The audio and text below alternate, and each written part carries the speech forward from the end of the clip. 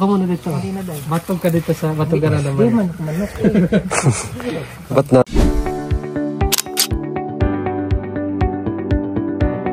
Bye! Yung ginagawa ni...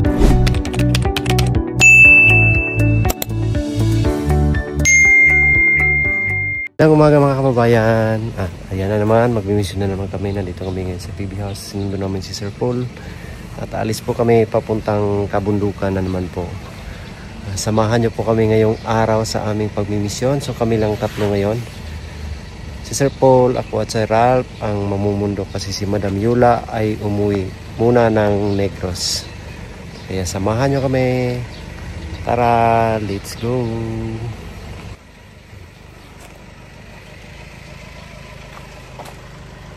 Marites pa yung dalawa.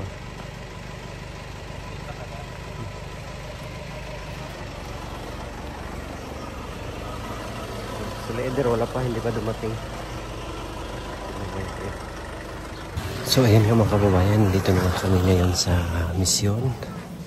Dito na kami sa kabundukan at pinalikan namin yung bata na may leukemia. So ito yung bahay nila. Yung bahay nila mga kababayan. Doon na yung team, si Sir Paul, si Dito at saka si Ralph. So dito tayo sa palibot, sa paligid-ligid para siyempre magbabantay mga kababayan sa mga nakapalibot dito at silip sa mga para hindi madisturbo yung kanilang pag-interview doon sa loob ng bahay nila.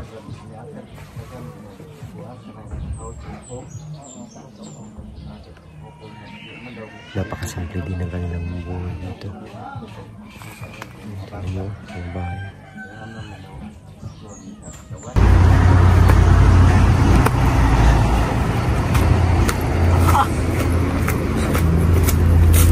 Asa?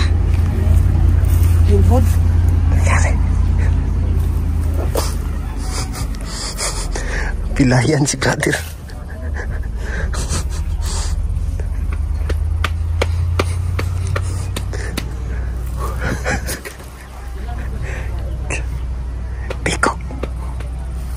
Nang ano daw, sprint, ay yan tawag dyan, yung bikog sa Bisaya.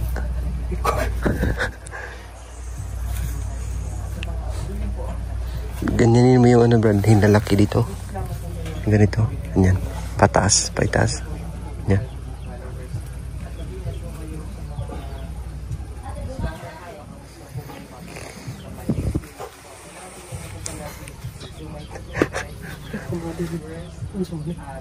Sa gilid? UTI? Iwas sa soft drinks. Iwas sa maalat. Iwan mo ng maraming tubig. Pasambong. Kapsul. Herbal.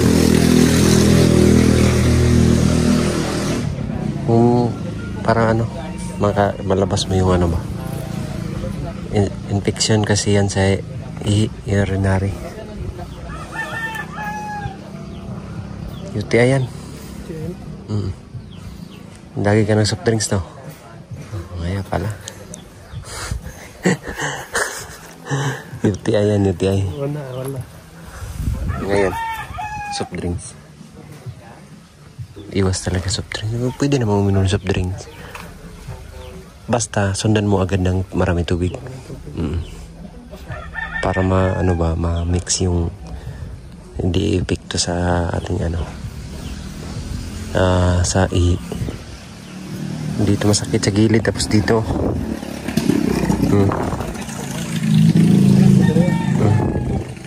Karang malingkod bitaw.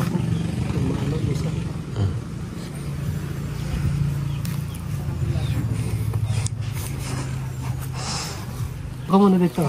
Matog ka dito sa matugan na naman. Hindi man, manok. Ba't na pilayan kayo dahil? Si dito din kanina. Pinalo ako dun. Pilayan din. Pag baka ganun na rin pa ako, maano, sumakit. Ganun talaga pag matog. Ano ba? Nagkaedad na. Tayo ka nun. Ganun yun. Sumakit dito. Dito, lahat to. Sa ugat kasi yan. Yung pag-upo mo ba, hindi mapwesto na maayos. Wow! May pa. Halika na, paparang pa si Eddie to sa kuan. Tara. Tara. Eh, palitan daw pan, Brad. Eh, ito. Orange ug mangga. Palitan mo siya si Pinila. Okay. Doon sa anak mo. Dito na lang. Meron naman dito. Saka baboy, kahit di pinakain ng baboy. Batan mo siya ng baboy. Mukha ko na baboy. Karning baboy ba? Si ano? Karne. Baka makahawak ako ng baboy. Bawal na sa iyo. Bawal. Ano lang, Salapin lang. Dala ka na. si Istong. Sabi nung pag-bibili ka, ayaw. Si Istong. Brad. Si Istong ba?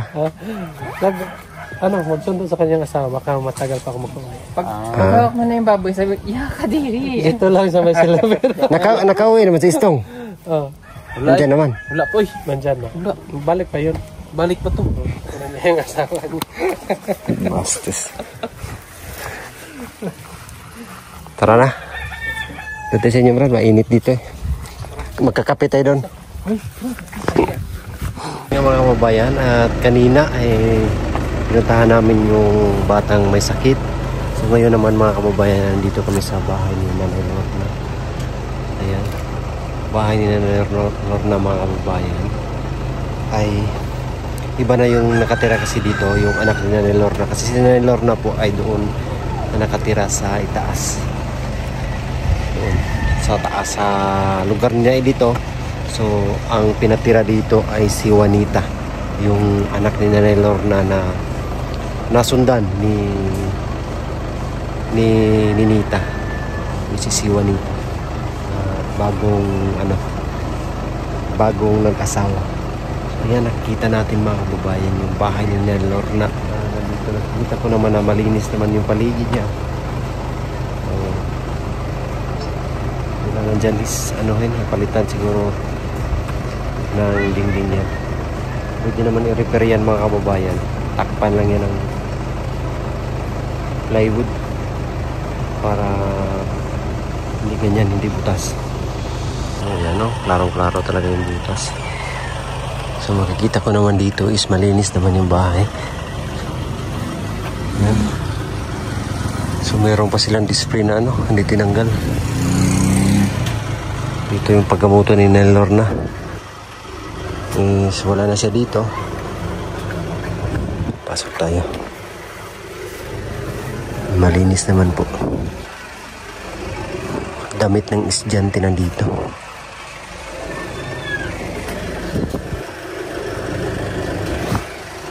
Ayos naman. Dito. So ito lang talaga yung nakikita kong problema. Yung CR. May butas. Ang bahay.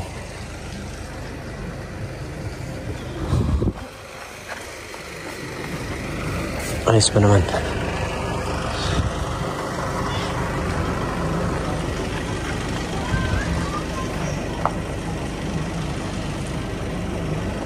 So, sana sa advice ko lang sa mga napabahayan ng pugong biyahero is kung may kunting sira yung bahay nyo, ayusin nyo na lang para hindi lalaki yung sira. Aragaan yung mabuti, panatiling malinis, matiwasay yung bahay. Kasi sayang pag masira, sayang pag napabayaan. Dapat alagaan.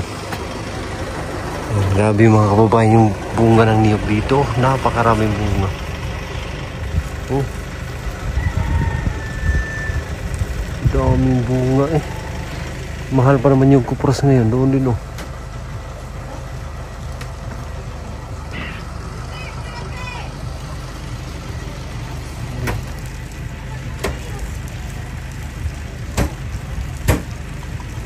Daming bunga ng mga niyog. Ayun nga mga kababayan, at nakauwi na kami galing misyon. At ang ganda na dito sa Pibihaso, may mga tanim na bamboo or kawayan.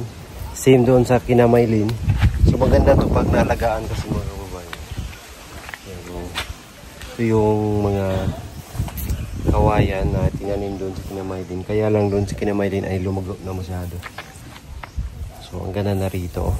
Yan, meron na siyang kawayan. So dito nabungkal na namin to kahapon. Natanggal namin yung mga lupa dito. Transfer namin doon sa harapan para maging pantay dito. Kasi i-landscape pa itong mga kababayan.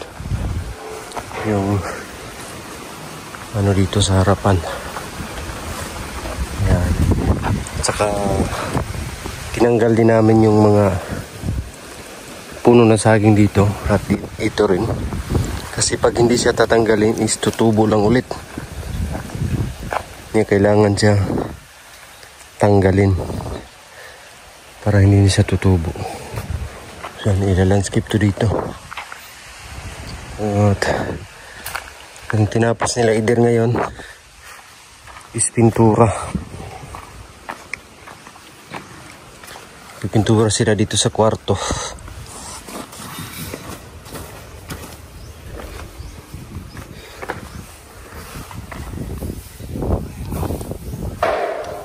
Go. Tapos na ng mapinturahan. Linis na lang yung kulang. Yan, nilinisan na nila. So pwede na yan tulugan dyan. Grabe yung halaman, oh.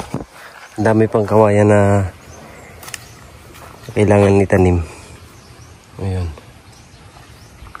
Tag 130 daw yung isa niyan, sabi ni Sir Paul. Bilis lang mabuhay nito. So yung iba siguro, iwan ko kung saan nilagay ni Sir Paul yan. Malaman natin yan pag ma-landscape na talaga to dito. Yung halaman dito, oh, buhay na yung ano, pakpaklawin. Pakpaklawin, oh, buhay na. Dito may orchids din, oh. Mga sinagip lang to na ano, sinagip na mga halaman saka yung mga bigay. Medyo maaga yung uwi kami ngayon mga kababayan. So kami nakauwi ng maaga kasi binuntahan namin kanina is walang tao kaya bumalik na lang kami. Puntahan kasi namin si Cherry Ann para maghatid ng allowance pero walang tao doon sa kanila kaya bumalik na lang kami mga kababayan.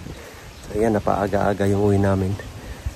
Kami po ay magpapahinga rin para may makaipon na naman tayo ng lakas para bukas. So, ganyan lang yung trabaho natin. Araw-araw nagbabiyahe kami, nagbimisyon kasama yung team. So, ang mahirap dito mga kababayan sa bahay ng Sir Paul ay malayo yung bilihan, hindi kagad-agad sila makabili ng mga pagkain kaya kailangan mag-imbak talaga ng pagkain dito para meron silang makain. Kasi pag hindi mag-imbak, hindi makabili agad yan. Walang malaking tindahan dito na malapit. So kailangan pumunta ng sentro ng Kalinan para makabili ng mga kailangan bilhin. So kaya kanina ay bumili na si Sir Paul ng grocery na para sa ngayong week. Kasi pag maubusan ka dito ng halimbawa mga patis, mga pangunahing sangkap ay wala kang mabilhan, malayo yung bilihan kaya kailangan mag-imbak ka dito sa kanyang bahay. Yung pader din dito ay uupinsahan ng mga kababayan and dyan na yung materyales, hollow blocks, buhangin, semento. So kailangan na kasi niyang lagyan ng pader dyan, ikot dyan sa harapan. So ayun lang, at maraming salamat sa inyong lahat mga kababayan. At yung bahay nga na pinagawa ko sa aking mga magulang ay meron na siyang kwarto. So ngayon nagtrabaho sila. I hope na mapatapos talaga natin yung bahay na aking mga magulang. And thank you sa inyong lahat po, Tita Redemption. Maraming salamat kay Sir Paul. Sa lahat ng mga charity viewers, maraming salamat sa inyong lahat mga kababayan. Sa mga hininig-skip ng ads, thank you so much. God bless us all. We love you. Bye-bye.